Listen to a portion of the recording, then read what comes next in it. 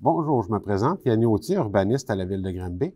Aujourd'hui, je vais vous présenter le projet de règlement PP03-2022 qui vient modifier le règlement de zonage. Au premier article, on va venir modifier les dispositions concernant les usages logements secondaires à l'intérieur d'un logement unifamilial. On permet des logements secondaires et on va venir, on spécifiait qu'il fallait que les deux logements soient reliés de l'intérieur. Et là, on va venir clarifier qu'il faut que ce soit relié par soit une pièce habitable ou un garage. À l'article 116 sur les conditions d'abattage d'arbres dans les zones agricoles, on va venir rajouter, suite aux deux premiers alinéas, un article qui va venir dire que les dispositions de l'article 116, les deux premiers alinéas, ne s'appliquent pas à l'article 117. Dans le fond, ne vont pas s'appliquer pour les érablières protégées. Ça va être la protection des érablières qui va s'appliquer dans ces cas-là pour les érablières protégées. Il y a des normes différentes qui sont plus sévères que pour les autres types de peuplement dans la zone agricole. À l'article 4, dans le fond, ce qu'on va venir faire, premièrement, on va venir autoriser pour les usages commerciaux et mixtes que des cases de stationnement soient aménagées à même l'entrée charretière, donc dans les 3 premiers mètres par rapport à la rue. On va pouvoir mettre des espaces de stationnement, donc des stationnements qui, pour entrer-sortir, doivent passer par la rue et non par une allée de circulation. On va les permettre pour une largeur maximum de 9 mètres, soit l'équivalent d'à peu près 3 cases. Également, on va les autoriser, mais pas sur les artères et collectrices, donc les routes à grand débit de circulation, on ne viendra pas les autoriser, mais seulement sur les routes locales. Également, dans le même article, on va venir ajouter une disposition qui vient dire que les aires de stationnement doivent être situées à plus d'1 mètre d'une borne incendie. Concernant la protection des rives et littorales, on va venir rajouter à l'article 139, dans le fond, une restriction pour les terrains de 15 mètres et moins de largeur, donc les terrains de faible largeur qui donnent sur un plan d'eau ou sur un cours d'eau, ont droit à avoir une ouverture de 2 mètres comparativement à 5 mètres avant. Donc, dans le cas de terrains de faible largeur, l'ouverture possible qui était de 5 mètres va être réduite à 2 mètres.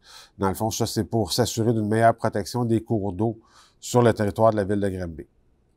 À l'article 6, on va revoir les limites de 3 zones qui sont situées à l'ouest de la rue Saint-Charles-Sud, soit sur le bord de la rue Armand ou de la rue des Écuyers. On va avoir un agrandissement de la zone IJ24C. C'est une zone qui est de part et d'autre de la rue Armand. On va venir chercher un terrain au sud pour le rajouter à la zone commerciale. On va agrandir la zone publique, dans le fond, le parc dans le secteur sur la rue des Écuyers, à même une partie de la zone JJ15R, sans toucher les terrains qui ont un frontage sur la rue Saint-Charles. Eux autres vont rester pareils. Comme on voit là, les nouvelles dispositions, là, à l'article 6, 6.3, on va vous montrer les nouvelles limites des 3 zones visées par l'article 6. À l'article 7, on va venir revoir le tracé d'un cours d'eau au zonage dans le secteur du boulevard industriel et de la route Jean-Lapierre. Dans le fond, c'est le proche du CITIG. On va venir revoir le tracé. C'est suite à une étude environnementale qui a été faite.